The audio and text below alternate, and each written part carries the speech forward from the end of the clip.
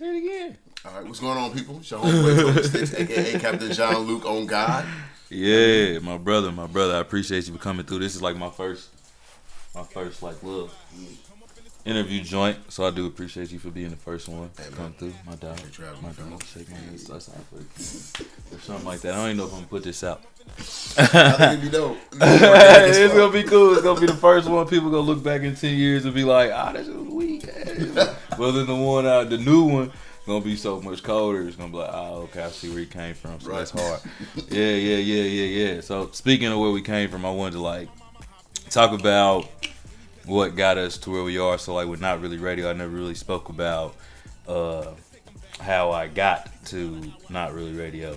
So in the beginning, I linked up with a homegirl. I was going through like some real depressed shit. I really need to get away, so I went to Chicago, clicked up with my homegirl. And I'm probably telling on myself because I can't remember if I was in a relationship or not. But I don't think I was.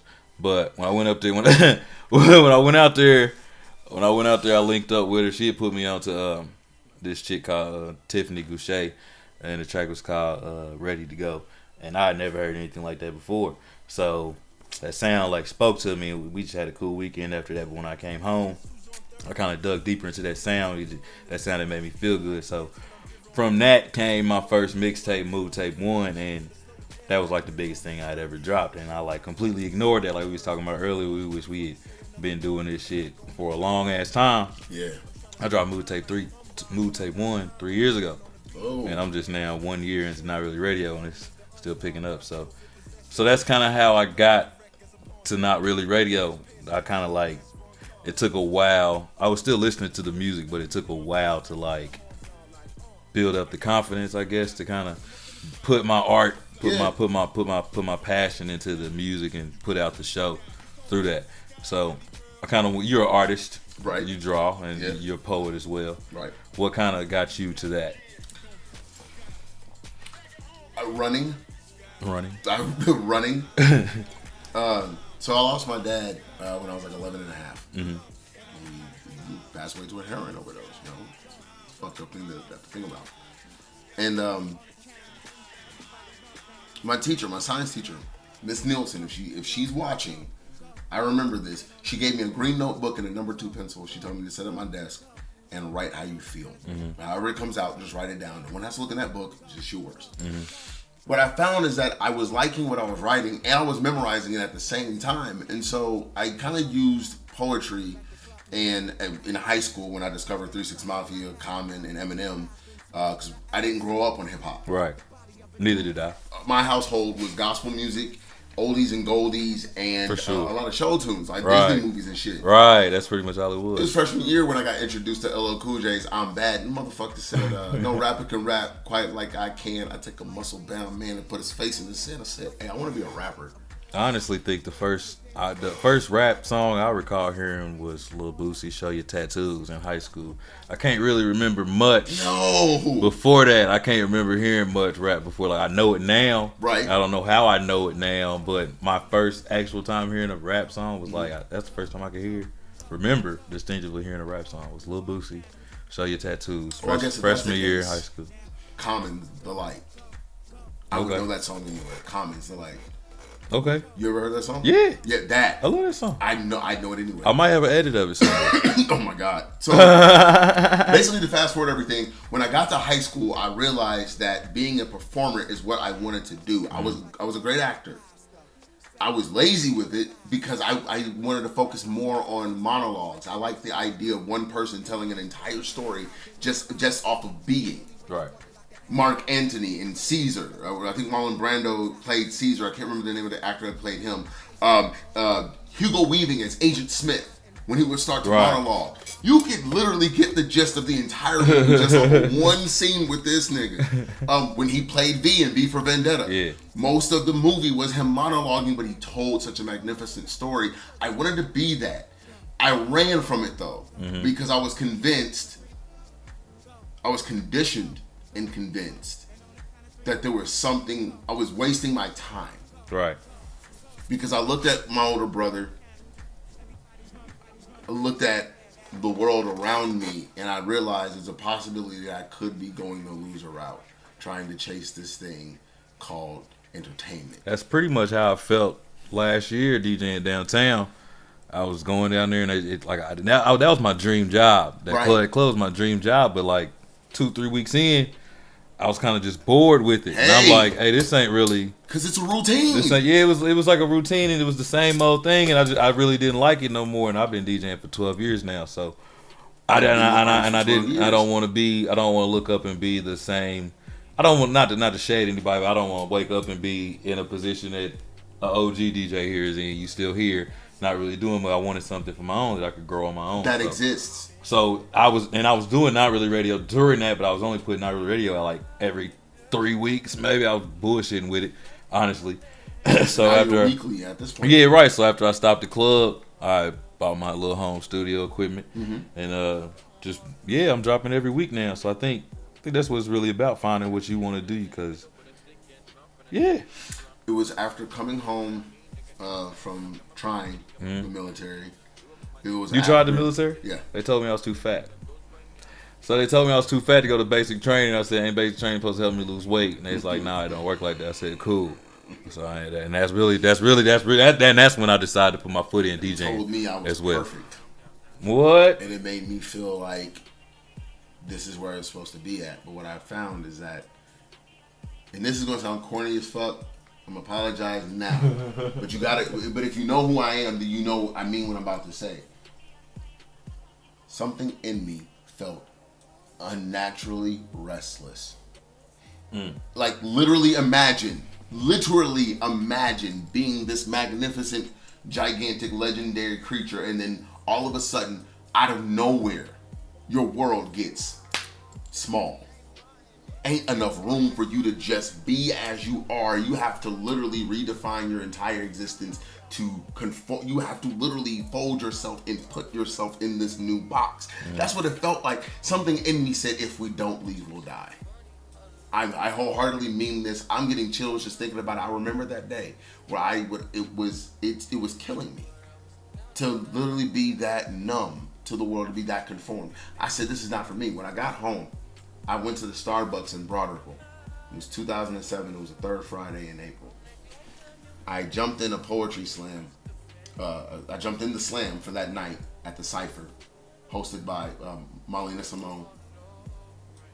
Because the guy at the door was like, you got your book in your hand, and you look like you dope, so you might as well just go ahead and jump in the slam. Matter of fact, I'll pay your way in. I was like, all right, bet. So I'm listening to these magnificent, mind-blowing poets in my soul. You watch Naruto, right? Yeah. Nine Tails is what's inside. I've seen Naruto. I'm not the biggest fan. So the Nine Tails is pretty much is what it's like. It's awoke now. It's like, hey, I remember this scent. I remember this person. Right. Are we home? Has the world gotten back to where we can be? I got on the stage. I was second that night. Out of a room full of heavy hitters, known through the scene, I got second. I almost beat the premier poet at the time, Gabrielle Patterson. I almost beat her. My first time ever. And I even got a standing ovation that night with a poem that I had written. Nobody ever knew me. Tony Styxx was the first time anybody ever heard that name. Later on that night, the fellow who's hosting the event gets on the mic and he says, hey, there's a dude in this room. There's a person in this room who's going to be on this team I'm going to put together, which would literally redefine who I am. He don't know it, but he ain't got no choice. He on his team. I bum rush him. I'm like, I don't know who you were talking about. But I went in. He said, nigga, I was talking about you. That man is Alan Imagery. The same gentleman I would call my brother now until the death of me. His existence imprinted upon mine is the only reason why I've gotten as far as I have, because Alan, through the headaches I gave him, the stubbornness that I made him endure, he believed that I was good enough to do this at a professional level and never have to worry about anything else. He groomed me. I don't have to make calls like I applaud Cold Mason and Zachary Leon and Faisal. I applaud these gentlemen. Even if I'm not like a fan of their music, I applaud their hustle. They know how to make these phone calls and make these connections. This and that. I don't have to. My phone just rings. My email just blows up. My website just gets hit. Alan groomed me for this. You talking about where we started from? How we got here? Yeah. I got here by doing exactly what I was supposed to do when I was asked to do it. I was always ready. That's what I wasn't. Same. That's what I wasn't.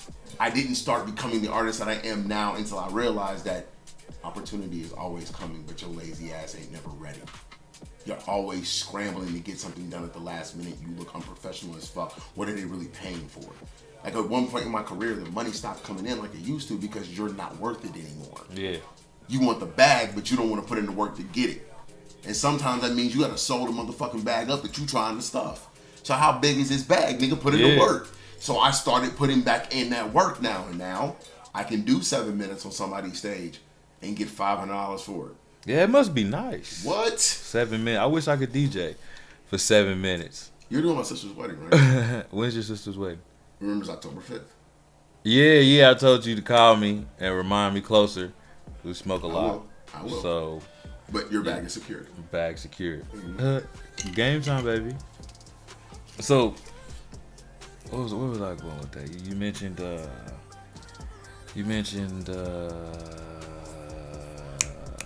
doing what you're supposed to do. I forgot. Anyway, I remember always being ready. That's what it was at. Yeah. Always being ready. I've always been ready, and that's always. I think that's always been like. I think that's always kind of held me back. I was always overly available though, because I remember it was like it was one bad winter, maybe 5-6 years ago, and a DJ couldn't make it to a club, so the promoter called me, and I was the third DJ he called, and I was the only one that was willing to come. I didn't have a car or anything. I'm just geeked and ready to go. So let's get it. I'm ready. I got my shit. I had no car, so I hopped in the cab, got there. Nobody ever came to the club. He paid me less than what the cab was. But at that always being ready situation, I'd always be the guy that somebody could call and I'd pull up and it'd be whatever. I think that was kind of a situation that had held me back for a long time. Always being overly ready, overly available as well. Anything ever make you feel like that? Yeah. Like doing something that you thought was helping you, but in turn was hurting you in the long run. Hosting sometimes. Yeah. Yeah. Sometimes I say yes to the wrong gigs. Mm-hmm. There's been a few times where I've said yes to a gig that I thought was the wrong one, and it turned out to be a lot more fun than what I was anticipating, or a lot more profitable than what I was expecting. But then sometimes I say yes to gigs I think are going to be amazing experiences, and it turns out to be utter trash. Shit. Yeah. And then and where yours is always too ready, mine is always too willing. Mm-hmm. I rarely ever say no to a gig. Rarely ever say no. Sometimes I stretch myself too. Well, that kind of goes 1 and 1. Yeah. Because every time they call, I'd be ready for it, and I'd be going for it. So. And you would literally break your pocket just to get the opportunity, because in your soul you're telling yourself, "I need to do this. I need to. If I do this, it's going in the long run. It's going to pay off." And then you get a little bit more, I wouldn't say older, I'd say a little bit more mature in it. And you realize, I've been playing myself. That shit didn't pay nothing. Them stripes didn't mean shit. I don't even cuss on Not Really Radio like that, but them stripes didn't mean shit. I went through so much. I paid so many dues, and like, to be where I'm at now, still learning I have more dues to pay. Yeah. I shouldn't have paid none of that shit. You feel like you were paying interest the entire time. I paid the wrong dude. Where's my 401k? Did I get, like, where did some shit go into that? Do I got some connections that grew from that? Did nothing come from a lot of that shit? Like, I mean, I guess in hindsight it did, because if it didn't, I would have been put in front of the masses to have the certain fan base I have now. But at the same time, it's kind of like a pendulum thing. Does it really fucking matter? I could have spent more time doing something else. That's the bite in the ass. It's you're always going to look at it as an investment, but then you ask yourself, what return did I get? You size up the shows that were just completely utter shit, and you size them up to the ones that you have now, and then you realize you were dope enough all along to have been doing this the whole time. The scene convinced you that you had to go this route first because they did. Fuck that. Mm-hmm. I noticed that you took these floating platforms when there were stairs down there, but because your forefathers always went to the jumping platforms, niggas never thought, I wonder if that's how he teleports to the other side so fucking fast. Let's see what's down here. Then you knocking on niggas' door, and Bowser like, hey. For real though. Nah, for real. Them opportunities were yours in the first place. They don't want to share that mountaintop. Mm-hmm. So the longer you're on that bullshit journey, the more time they have. Well, the longer you trying to share somebody else's mountaintop, the longer you'll be below them. I feel like so you got to try to build your own mountain. Is there ever a moment where we stop building so many lanes and we learn how to cooperate or collab in mutual lanes? Yeah, I'm not the only person with a show like Not Really Radio. But would you ever collab with somebody? I would love to. I've been linking up with people like crazy. Let me pull out my phone. Actually, I could shout some people out. Hey, right now. Shout outs. Right. Shit. But yeah, I've been diving into that, and that's really what I want to do. Who's this? Free Radio. Okay. I think it's called Free Radio. Big ups to Free Radio. Mr. Genius Idiot. Okay. Yeah. All these people that do edits and everything, like the producers of the tracks I play, they all have their own shows. Hey man. Like I link up with everybody. Tell these people to hit me up. I would love to do edits for them. Yeah. So you tell them hit you up. Hey, hit me up at Alisstor_King on Instagram. I do wonderful edits. I'm awesome. Yeah, you alright. You're pretty tight. What? You're pretty tight. You cool. Hey man. Thank you. I need you and Eric to understand how instrumental you guys are to my growth. Explain. I already know, but for the people, I'm sorry. Get close to the mic. Close to them. I don't want them to miss a damn thing. I want them to hear all of this shit. No, but real life. So, I understood that looking at my older brothers, and mind you, I only have 2 biological ones, but I mean, yeah. So, looking at my older brothers, like Alan, Bashiri, Nick, or DJ Metronome, shout out to Metronome, Lance, Parker. You know, looking at my big brothers, I realized that a lot of them are extremely successful because of the mentality that they have. And 9 times out of 10, that mentality is rooted in the circle that they are blessed, to be around. Furthermore, when I started hanging out with less kind of people and started making sure I kept myself in the company of more kind of people, I realized that my perspective on myself started to change. The people that I was keeping myself around, for the most part, were just as lost and broken in their lives as I was in mine. There was no way in hell I was ever going to heal and find myself. My depression set in. Mm-hmm. I spent almost 2.5 years either playing with or actually attempting the idea of killing myself. I spent more of that wallowing in my own self-pity. I spent more of that ignoring the fact that I am depressed and just only saying it. Like it was not necessarily attention seeking, but more like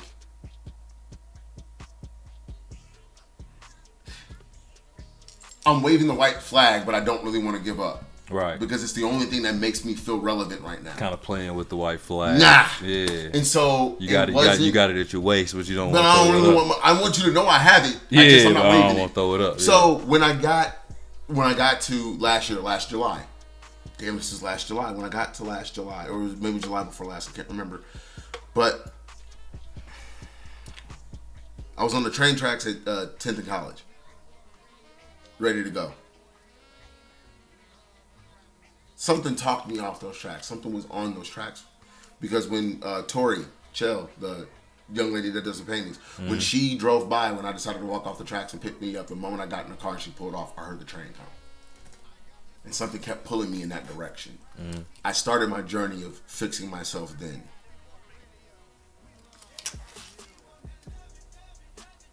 When I was on that path, I ended up working with you more closely with Vibe on Wednesday. Vicariously through you, me and Eric started to build a relationship, and then I started working closer with him. There's something refreshing about knowing that you are not enough to get you to the next level. You need somebody that's going to hold you accountable, but make sure that you know that you're loved throughout the process. Alan was that for me, but he's not here anymore.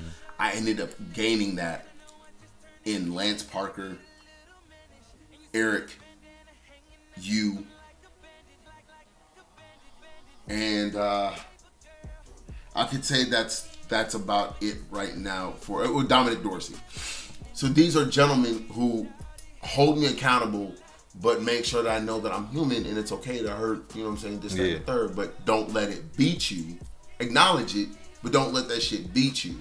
But you and Eric more specifically have been instrumental in it because I see how you two complement each other. And I mean like actually complement each other.